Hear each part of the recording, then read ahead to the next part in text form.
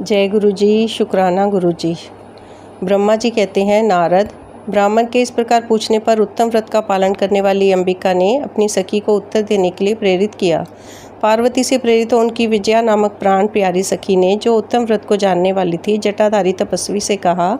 सखी बोली, साधो, तुमसे पार्वती के उत्तम चरित्र का और उनकी तपस्या के समस्त कारणों का वर्णन करती हूँ। आप सुनना चाहते हो तो सुनिए। मेरी सखी गिरिराज हिमाचल की पुत्री है। ये पार्वती और काली नाम से विख्यात है तथा माता मेनका की कन्या है। अब तक किसी ने इनके साथ विवाह नहीं किया है। ये भगवान शिव के सिवा दूसरे किसी को चाहती भी नहीं है। उन्हीं के लिए 3000 वर्षों से तपस्या कर रही हैं। भगवान शिव की प्राप्ति के लिए ही मेरी इन सखी ने ऐसा तप प्रारंभ किया है। विप्रवर, इसमें जो कारण है उसे बताती हूँ, सुनिए। ये पर्वत राजकुमारी ब्रह्मा, विष्णु तथा इंद्र आदि देवताओं को भी छोड़कर केवल पिनाक पानी भगवान शंकर को ही पति के रूप में प्राप्त करना चाहती हैं और नारद जी के आदेश से यह कठोर तपस्या कर रही हैं। द्विज श्रेष्ठ, आपने जो कुछ पूछा था उसके अनुसार मैंने प्रसन्नतापूर्वक अपनी सखी का मनोरथ बता दिया। अब आप और क्या सुनना चाहते हैं? ब्रह्मा जी कहते हैं, नारद, विजया का यह यथार्थ वचन सुनकर जटाधारी तपस्वी रुद्र हंसते हुए बोले, सखी ने यह जो कुछ भी कहा है उसमें मुझे परिहास का अनुमान होता है। यदि यह सब ठीक है तो पार्वती देवी अपने मुंह से कहें। जटिल ब्राह्मण के इस प्रकार कहने पर पार्वती देवी अपने मुंह से यूं ही कहने लगी। अगला अध्याय। पार्वती की बात सुनकर जटाधारी ब्राह्मण का शिव की निंदा करते हुए पार्वती को उनकी ओर से मन को हटा लेने का आदेश देना।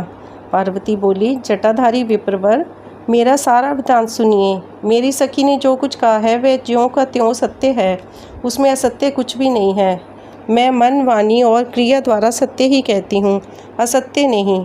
मैंने साक्षात पति भाव से भगवान शंकर का ही वर्ण किया है। यद्यपि जानती हूँ वह दुर्लभ वस्तु भला मुझे कैसे प्राप्त हो सकती है, तथापि मन की उत्कंठा से विवश हो मैं तपस्या कर रही हूँ।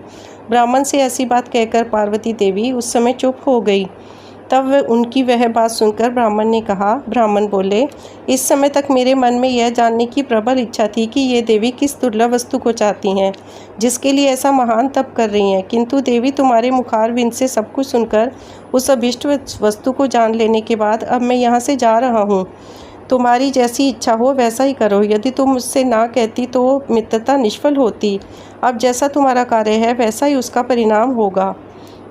जब तुम्हें इसी में सुख है तब मुझे कुछ नहीं कहना है।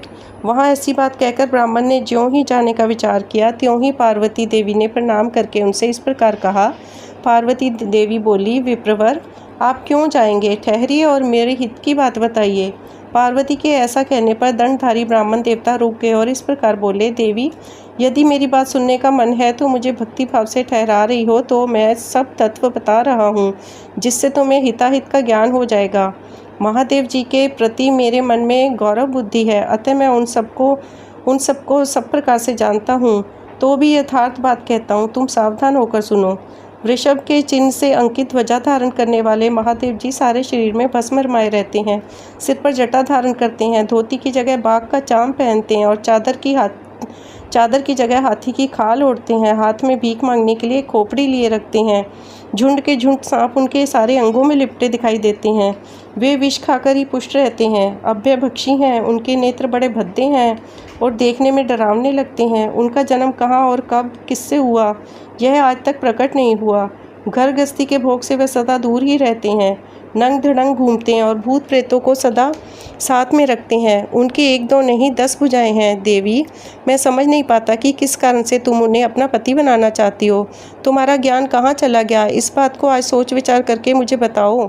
दक्ष ने अपने यज्ञ में अपनी ही पुत्री सती को केवल यही सोचकर नहीं बुलाया कि वह कपालधारी भिक्षुक की भार्या है। इतना ही नहीं, उन्होंने यज्ञ में भाग देने के लिए सब देवताओं को बुलाया, किंतु शंभु को ही छोड़ दिया। सती उसी अपमान के कारण अत्यंत क्रोध से व्याकुल हो उठी। उसने अपने प्यारे प्राणों को तो छोड़ा ही, शंकर जी को भी त्याग दिया। तुम तो स्त्रियों में रतन हो। तुम्हारे पिता समस्त पर्वतों के राजा है। फिर तुम क्यों इस उग्र तपस्या के द्वारा वैसे पति की पाने की अभिलाषा करती हो? सोने की मुद्रा देकर बदले में उतना ही बड़ा कांच लेना चाहती हो? उज्जवल चंदन छोड़कर अपने अंगों में कीचड़ लपेटना चाहती हो? सूर्य के तेज का परित्याग करके जुगनू की चमक पाना चाहती हो? महीन वस्त्र त्याग कर अपने शरीर को चमड़े से ढककर रखने की इच्छा करती हो? घर में रहना छोड़कर वन में धूनी रमाना चाहती हो? तथा देवेश्वरी, यदि तुम इंद्र आदि लोकपालकों को त्याग कर शिव के प्रति अनुरक्त हो तो अवश्य ही रत्नों के उत्तम भंडार को त्याग कर लोहा पाने की इच्छा करती हो। लोक में इस बात को अच्छा नहीं कहा गया है। शिव के साथ तुम्हारा संबंध मुझे इस समय परस्पर विरोधी दिखाई देता है। कहाँ तुम जिसके नेत्र प्रफुल्ल कमल दल के समान शोभा पाते हैं, और कहाँ वे रुद्र जो 3 भद्दी आंखें धारण करते हैं। तुम तो चंद्रमा मुखी हो और शिव पंचमुख कहे गए हैं। तुम्हारे सिर पर दिव्य वेणी सर्पिणी सी शोभा पा रही हैं, परंतु शिव के मस्तक पर जो जटाजूट बताया जाता है वह प्रसिद्ध ही है। तुम्हारे अंग में चंदन का अंग राग होगा और शिव के शरीर में चिता का भस्म। कहाँ तुम्हारी सुंदर मृदुल साड़ी और कहाँ शंकर जी के उपयोग आने वाली हाथी की खाल। कहाँ तुम्हारे अंगों में दिव्य आभूषण और कहाँ शंकर के सर्वांग में लिपटे हुए सर्प। कहाँ तुम्हारी सेवा के लिए उदत रहने वाले संपूर्ण देवता और कहाँ भूतों की दी हुई बलि को पसंद करने वाले शिव। कहाँ तो मृदंग की मधुर ध्वनि और कहाँ डमरू की डिमडिम। कहाँ भेड़ियों के समूह की गड़गड़ाहट और कहाँ अशुभ श्रृंगी नाद। कहाँ ढक्का का शब्द और कहाँ अशुभ गलनाद। तुम्हारा यह उत्तम रूप शिव के योग्य कदापि नहीं है। यदि उनके पास धन होता तो वे दिगंबर क्यों रहते? सवारी के नाम पर उनके पास एक बूढ़ा बैल है और दूसरी कोई भी सामग्री उनके पास नहीं है। कन्या के लिए ढूंढे जाने वाले वरों में जो नारियों को सुख देने वाले गुण बताए गए हैं, उनमें से एक भी गुण भद्दी आंख वाले रुद्र में नहीं है। तुम्हारे परम प्रिय काम को भी उन हर देवता ने दग्ध कर दिया और तुम्हारे प्रति उनका अनादर भी देख लिया। तब वे तुम्हें छोड़कर अन्यत्र ही चले गए। उनकी कोई जाति नहीं देखी जाती, उनमें विद्या तथा ज्ञान का भी पता नहीं चलता। पिशाच ही उनके सहायक है और विष तो उनके कंठ में ही दिखाई देता है। वे सदा अकेले रहने वाले, विशेष रूप से विरक्त हैं, इसलिए तुम्हें हर के साथ अपने मन को नहीं जोड़ना चाहिए। कहाँ तुम्हारे कंठ में सुंदर हार और कहाँ उनके गले में नर मुंडों की माला। देवी, तुम्हारे और हर के रूप आदि सब एक दूसरे के विरुद्ध हैं, अतः मुझे तो यह संबंध ही नहीं रूझता।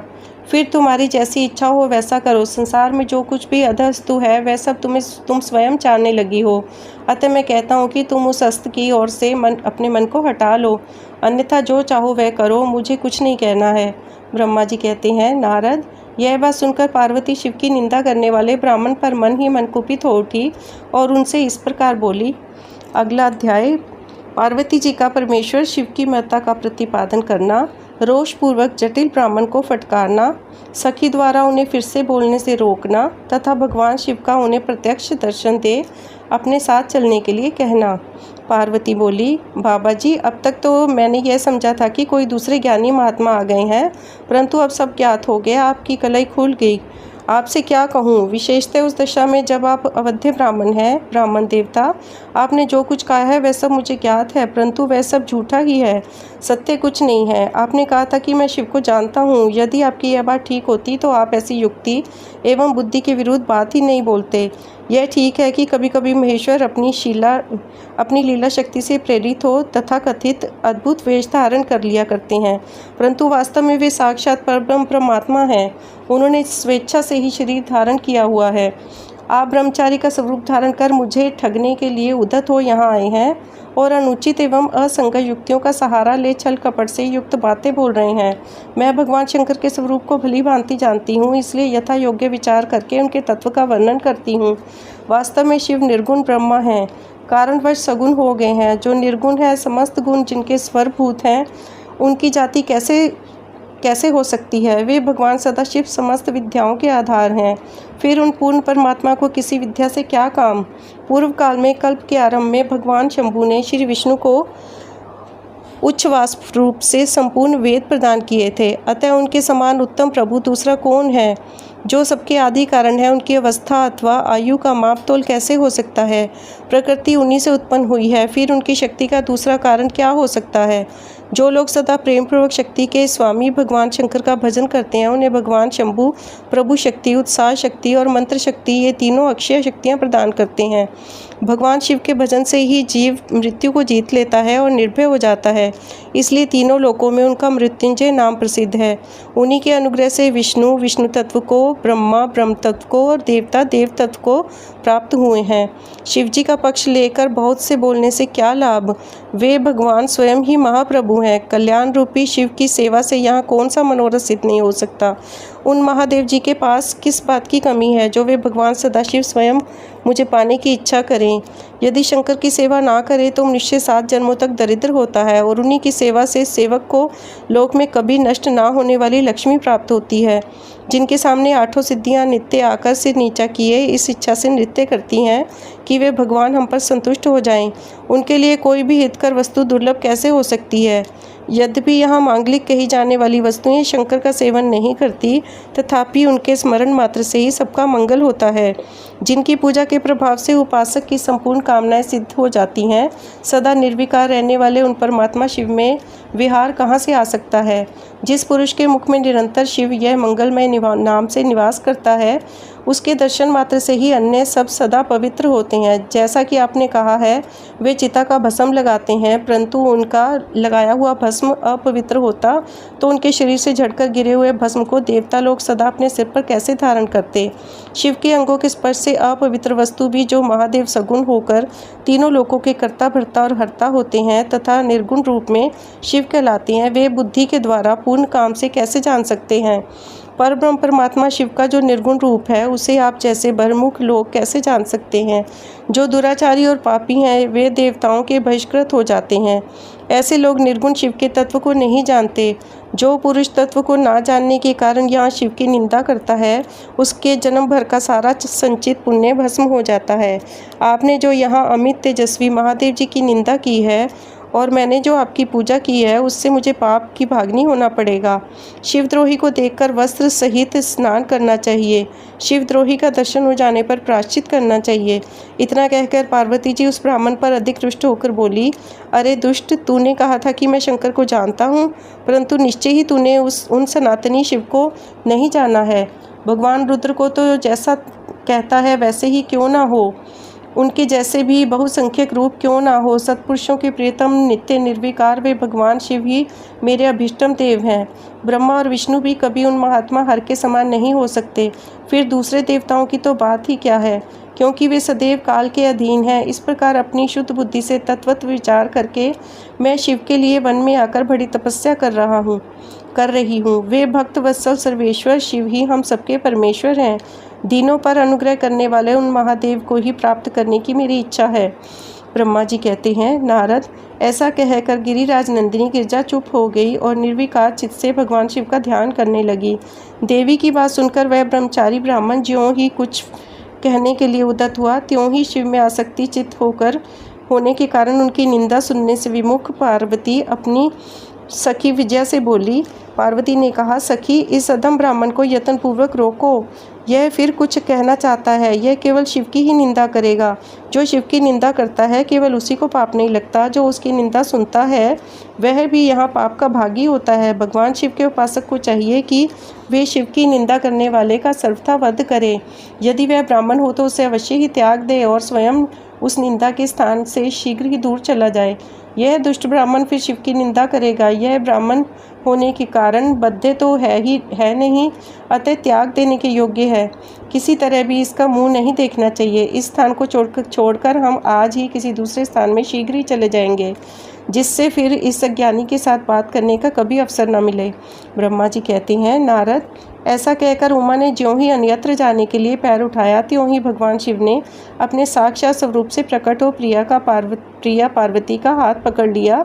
शिवा जैसे स्वरूप का ध्यान करती थी, वैसा ही सुंदर रूप धारण करके शिव ने उन्हें दर्शन दिया। पार्वती ने लज्जावश अपना मुंह नीचे की ओर किया। तब भगवान शिव उनसे बोले, प्रिय, मुझे छोड़कर कहाँ जाओगी? अब मैं फिर तुम्हारा कभी त्याग नहीं करूँगा। मैं प्रसन्न हूँ, तुम वर मांगो, मुझे तुम्हारे लिए कुछ भी अदेय नहीं है। देवी, आज से मैं तपस्या के मोल में खरीदा हुआ तुम्हारा दास हूँ। तुम्हारे सौंदर्य ने भी मुझे मोह लिया है।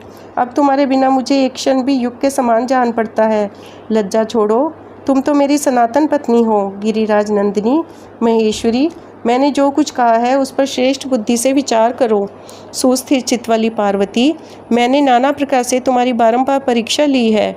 लोक लीला का अनुसरण करने वाले मुझ स्वजन के अपराध को क्षमा कर दो। शिवे, तीनों लोकों में तुम्हारी जैसी अनुरागिनी मुझे दूसरी कोई नहीं दिखाई देती। मैं सर्वथा तुम्हारे अधीन हूँ, तुम्हारी इच्छा पूर्ण हो। प्रिय, मेरे पास आओ, तुम मेरी पत्नी हो और मैं तुम्हारा वर हूँ। तुम्हारे साथ मैं शीघ्र ही अपने निवास स्थान उत्तम पर्वत कैलाश को जाऊँगा। ब्रह्मा जी कहते हैं, देवाधिदेव महादेव जी के ऐसा कहने पर पार्वती देवी आनंद मगन हो उठी। उनका तपस्या जनित पहले का सारा कष्ट मिट गया। मुनिश्रेष्ठ, सती साध्वी पार्वती की सारी थकान दूर हो गई, क्योंकि परिश्रम फल प्राप्त हो जाने पर प्राणी का पहले वाला सारा श्रम नष्ट हो जाता है। शिव और पार्वती की बातचीत। शिव का पार्वती के अनुरोध को स्वीकार करना। ब्रह्मा जी कहते हैं, नारद, परमात्मा की यह हर बात सुनकर और उनके आनंददायी रूप का दर्शन पाकर पार्वती को बड़ा हर्ष हुआ। उनका मुख प्रसन्नता से खिल उठा। वे बहुत सुख का अनुभव करने लगी। फिर उन महासाध्वी शिवा ने अपने पास ही खड़े हुए भगवान शिव से कहा। पार्वती बोली, देवेश्वर, आप मेरे स्वामी हैं। प्रभो, पूर्व काल में आपने जिसके लिए हर्षपूर्वक दक्ष के यज्ञ का विनाश किया था, उसे क्यों भुला दिया था? वे ही आप हैं और वही मैं हूँ। देवेश्वर, इस समय मैं तारकासुर से दुख पाने वाले देवताओं के कार्य की सिद्धि के लिए रानी मैना के गर्भ से उत्पन्न हुई हूँ। देवेश, यदि आप प्रसन्न हैं और यदि मुझ पर कृपा करते हैं तो मेरे पति हो जाइए। ईशान, प्रभो, मेरी यह बात मान लीजिए। आपकी आज्ञा लेकर मैं पिता के घर जाती हूँ। अब आप अपने विवाह रूप परम उत्तम विशुद्ध यक्ष को सर्वत्र विख्यात कीजिए। नाथ, प्रभो, आप तो लीला करने में कुशल हैं, अतः मेरे पिता हिमवान के पास चलिए और याचक बनकर उनसे मेरी याचना कीजिए। लोक में मेरे पिता के यश को फैलाते हुए आपको ऐसा ही करना चाहिए। इस तरह आप मेरे संपूर्ण गृहस्थाश्रम को सफल बनाइए। जब आप प्रसन्नतापूर्वक ऋषियों से मेरे पिता को सब बातों की जानकारी कराएंगे, तब मेरे पिता अपने भाई बंधुओं के साथ आपकी आज्ञा का पालन करेंगे, इसमें संदेह नहीं है। जब मैं पहले प्रजापति दक्ष की कन्या थी और मेरे पिता ने आपके हाथ में मेरा हाथ दिया था, उस समय आपने शास्त्रोक्त विधि से विवाह का कार्य पूरा नहीं किया था।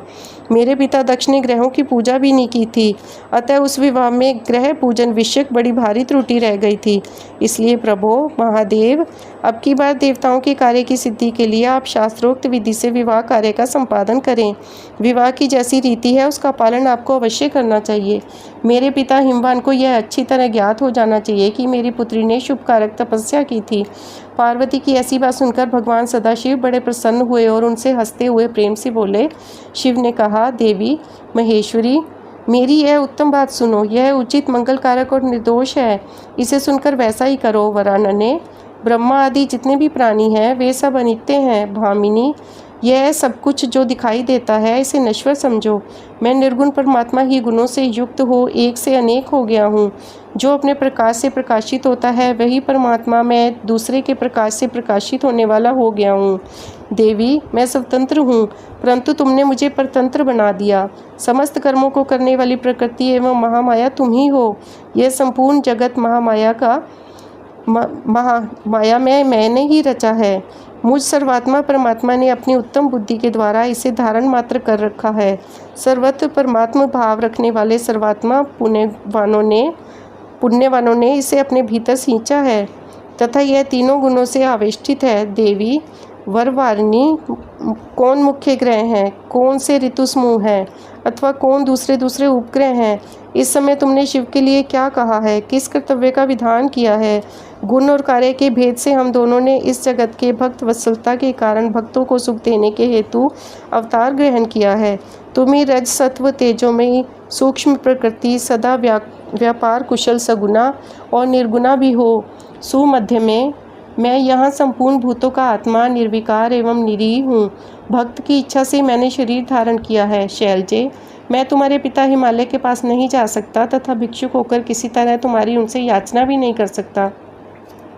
गिरिराज नंदिनी, महान गुणों से अत्यंत गौरवशाली महात्मा पुरुष भी अपने मुँह से दो ही बात निकालने पर तत्काल लघुता को प्राप्त हो जाता है। कल्याणी, ऐसा जानकर हमारे लिए क्या कहती हो? भद्रे, तुम्हारी आज्ञा से मुझे सब कुछ करना है, अतः तुम्हारी जैसी इच्छा हो वैसा ही करो।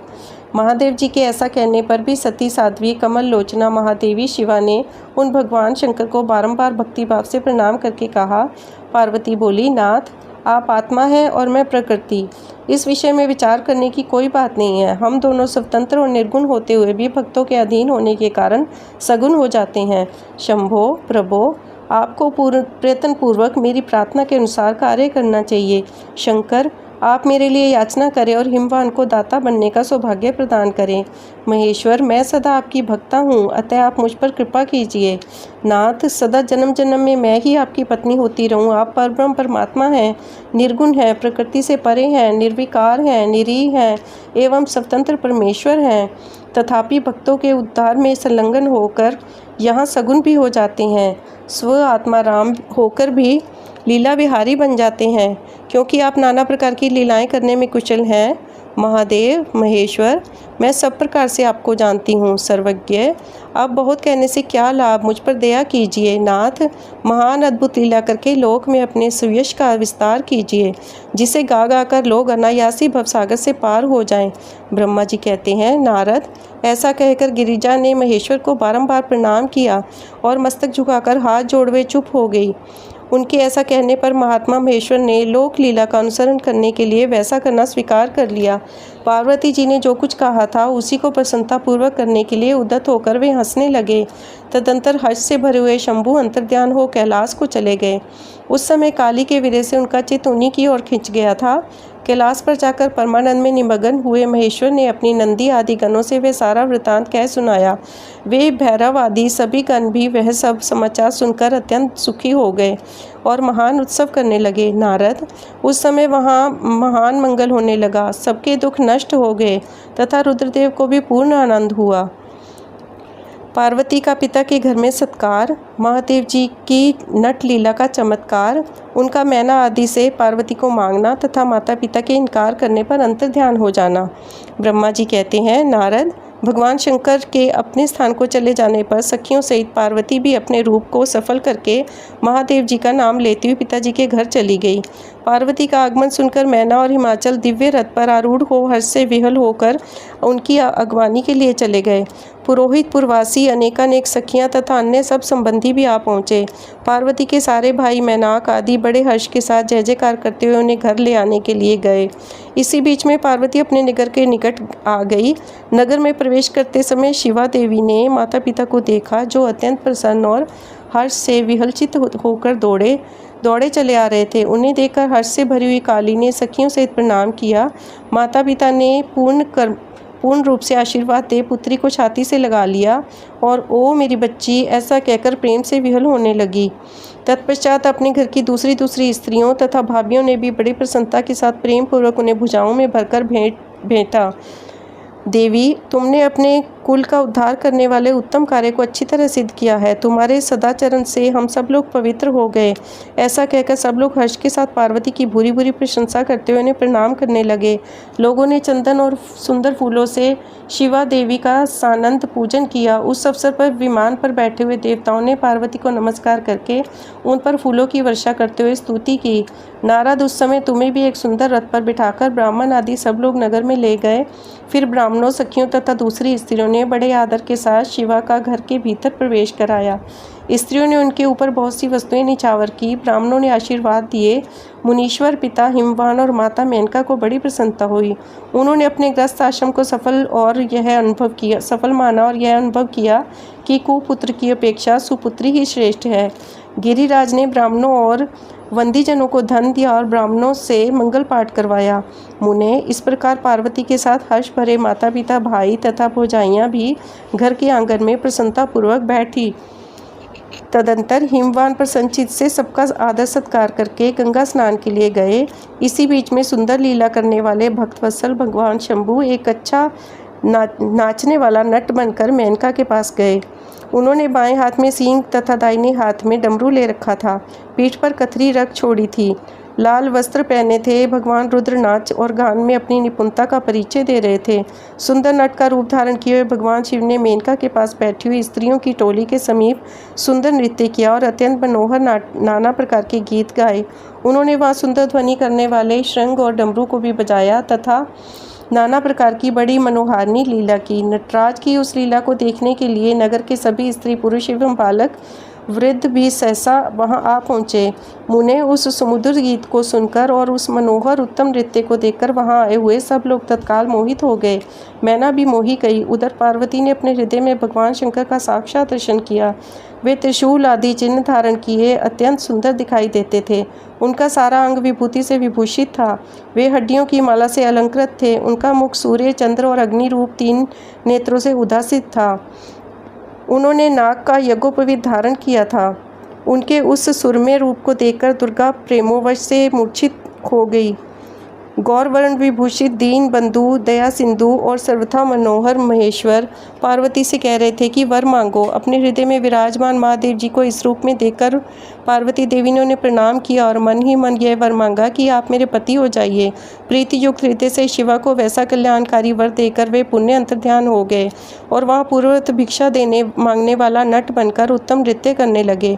उस समय मैना सोने की थाली में रखे हुए बहुत से सुंदर रत्न ले उन्हें प्रसन्नतापूर्वक देने के लिए गई। उनका वह ऐश्वर्य देखकर भगवान शंकर मन ही मन बड़े प्रसन्न हुए, परंतु उन्होंने उन रत्नों को स्वीकार नहीं किया। वे भिक्षा में उनकी पुत्री शिवा को ही मांगने लगे और पुण्य कौतुकवश सुंदर नृत्य एवं गान करने को उद्यत हुए। मैना उस भिक्षुक नट की बात सुनकर अत्यंत कुपित हो उठी और उसे डांटने फटकारने लगी। उनके मन में उससे बाहर निकाल देने की इच्छा हुई। इसी बीच में गिरिराज हिमवान गंगा जी से नहाकर लौट आए। उन्होंने अपने सामने उस नराकार भिक्षु को आंगन में खड़ा देखा। मैना के मुख से सारी बातें सुनकर उनको भी बड़ा क्रोध हुआ। उन्होंने अपने सेवकों को आज्ञा दी कि इस नट को बाहर निकाल दो। मुनि श्रेष्ठ, वे नटराज विशाल का अग्नि की भांति अपने उत्तम तेज से प्रज्वलित हो रहे थे। उन्हें छूना भी कठिन था, इसलिए कोई भी उन्हें बाहर ना निकाल सका। तात फिर तो नाना प्रकार की लीलाओं में विशारद उन भिक्षु शिरोमणि ने शैलराज को अपना अनंत प्रभाव दिखाना आरंभ किया। हिमवान ने देखा भिक्षुक ने वहाँ तत्काल ही भगवान विष्णु का रूप धारण कर लिया है। उनके मस्तक पर किरीट, कानों में कुंडल और शरीर पर पीत वस्त्र शोभा पाते हैं। उनके 4 भुजाएं हैं। हिमवान ने पूजा के समय गदाधारी श्री हरि को जो पुष्प आदि चढ़ाए वे सब उन्होंने भिक्षु के शरीर पर और मस्तक पर देखे। तत्पश्चात गिरिराज ने उन भिक्षु शिरोमणि को जगत सृष्टा चतुर्मुख ब्रह्मा के रूप में देखा। उनके शरीर का लाल वर्ण था और वे वैदिक सूक्त का पाठ कर रहे थे। तदंतर शैलराज ने उन कौतुककारी नटराज को एक क्षण में जगत के नेत्र रूप सूर्य के आकार में देखा। तात इसके बाद वे महान अद्भुत रुद्र के रूप में दिखाई दिए। उनके साथ देवी पार्वती भी थी। वे उत्तम तेज से संपन्न रमणीय रुद्र धीरे धीरे हंस रहे थे। फिर वे केवल तेजो में रूप से दृष्टिगोचर हुए। उनका वह स्वरूप निराकार, निरंजन, उपाधि शून्य, निरीह एवं अत्यंत अद्भुत था। इस प्रकार हिमवान ने उनके बहुत से रूप देखे। इससे उन्हें बड़ा विस्मय हुआ और वे तुरंत ही परमानंद में निमग्न हो गए। तदंतर सुंदर लीला करने वाले उन भिक्षुक शिरोमणि ने हिमवान और मैना से दुर्गा को ही भिक्षा के रूप में मांगा। दूसरी कोई वस्तु ग्रहण नहीं की, परंतु शिवा की माया से मोहित होने के कारण शैलराज ने उनकी उस प्रार्थना को स्वीकार नहीं किया। फिर भिक्षुक ने कोई वस्तु नहीं ली और वे वहाँ से अंतर्ध्यान हो गए। तब मैना और शैलराज को उत्तम ज्ञान हुआ और वे सोचने लगे भगवान शिव हमें अपनी माया से छलकर अपने स्थान को चले गए। यह विचार कर उन दोनों की भगवान शिव में पराभक्ति हुई, जो महान मोक्ष की प्राप्ति कराने वाली, दिव्य तथा संपूर्ण आनंद प्रदान करने वाली है। ओम नमः शिवाय। शिव जी सदा सहाय। ओम नमः शिवाय। गुरु जी सदा सहाय।